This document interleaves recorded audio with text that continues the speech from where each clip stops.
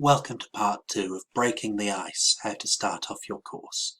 Now here's a good exercise. Get into the class early and have this template ready on the whiteboard. Then do some simple drawings in the spaces and ask the class, so, what's my hobby?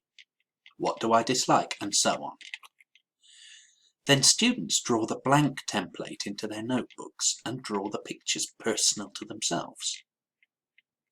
No words, only pictures.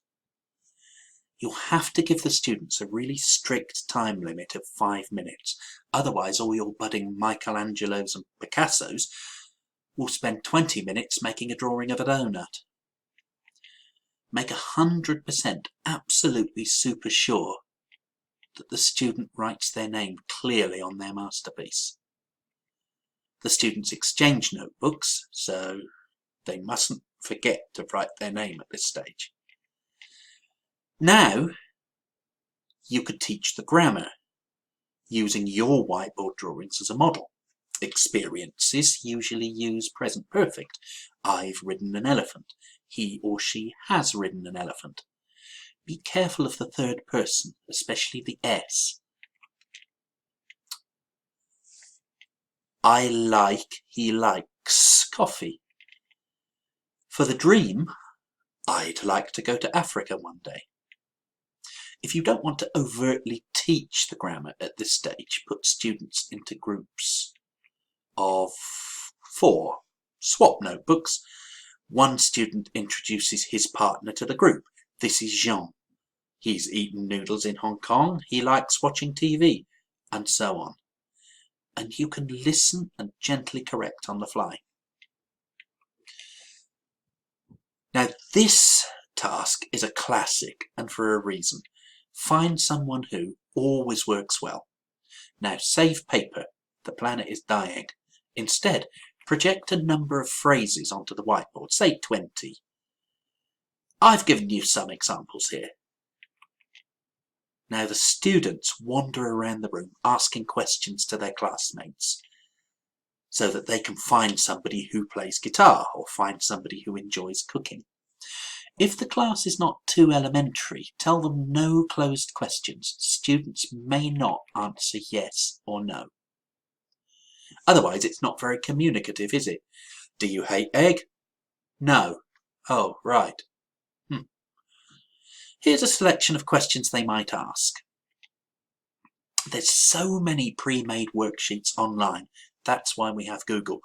It's great for students to practice question forms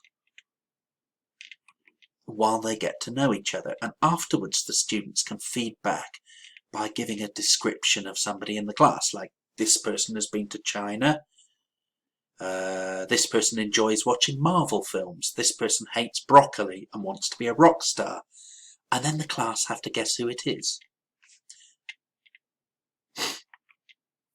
Timed questions.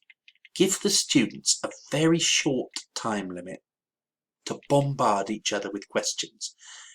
You can model this activity by saying, hey class, you've got 2 minutes to ask me any questions you like. Ready? Go. After the students understand the task, give them 10 minutes to plan, say, 10 questions that they want to ask to every member in the class. The questions should be general and suitable for each member of the class. This task is a bit like speed dating, so the students should have name tags, maybe sticky labels, and they should have a strict 2-minute time limit. While the students are asking and answering questions, you should step back and not participate in any way. To make things flow, the chairs should be in 2 rows facing each other, or an inner and an outer circle of chairs with students facing each other. After each student has spent 2 minutes asking and answering questions, there has to be a feedback stage. Put the students into groups of 4. Students take it in turns describing someone from outside their group, and then their team must try and guess the name. Another way to extend this is to get students to decide each student's future, like, in a school yearbook in the USA. If a student loves cooking and enjoys TV, she could be the student most likely to become a celebrity chef. During the timed questions and any group work afterwards, walk around with your ears open and a pencil and a scrap of paper ready. Note down a selection of the typical spoken errors. Afterwards, get them on the whiteboard and let the students correct the mistakes themselves in pairs or in groups. You can even ask the students to swap questions and replay the timed questions task after they've been corrected and aware of the errors that they're making. Don't be afraid to repeat an exercise until you see some improvement, as long as the kids aren't getting bored.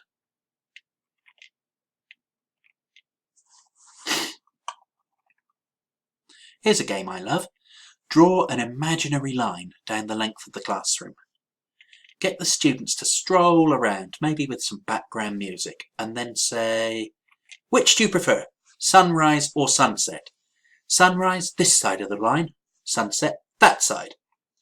Hopefully you'll get roughly even numbers on each side. Then the sunrise students have to explain why they'd prefer to watch dawn, and the sunset students have to reply why they prefer to watch dusk. The aim is to persuade students to cross the line and change their opinions.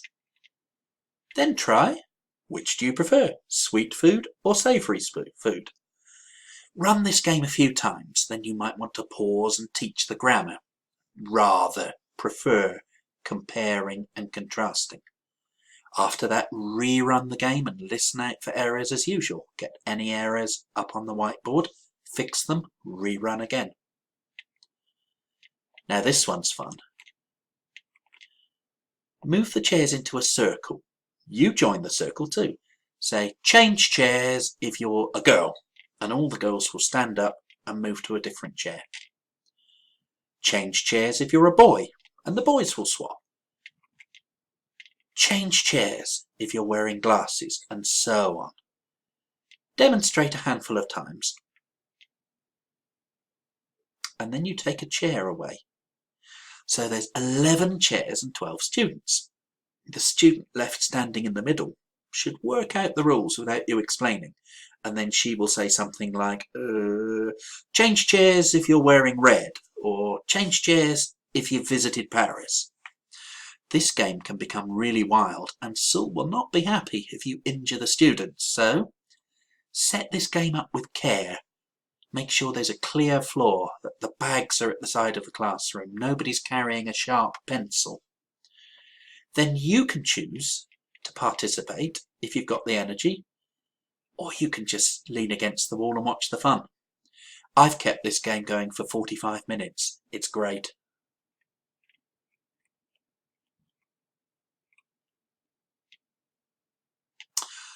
So, in summary, the first day's really stressed. Everybody's nervous. There's paperwork to be done. These activities involve very little planning. Each activity has a strong focus on speaking and listening. Now this will establish a habit amongst your students that the class is a fun, non-judgmental place to speak out. Let's cut out the teacher to single student interaction. These games are all based around pair and group work, and this will take the teacher out of the centre of the lesson and encourage the students towards greater autonomy. They should be doing the thinking, not the teacher. Personalisation is where the activities allow students to use language to express their own ideas, their own feelings, preferences and opinions. It's one of the best ways to engage students and motivate them. Have a look at my videos on this website about using the music model of motivation. Personalisation is an important part of the communicative approach, and this is the approach we use. It involves true communication, as learners communicate real information about themselves. Since the teacher is free to move around and monitor, away from the whiteboard, this frees you up to listen to the students, note down any examples of excellent English and of course any errors. You can correct these errors on the fly, or you can have a feedback session after the activity. Once you've corrected the errors, please don't be afraid to rerun the activity again and again. Check out the videos on this website dealing with feedback and error correction. Most importantly, these games are fun. A nice, light, active way to kick off your course and establish good habits of speaking, thinking and listening right from the start. So thank you for listening. I hope this has been a help, and let me know what you think.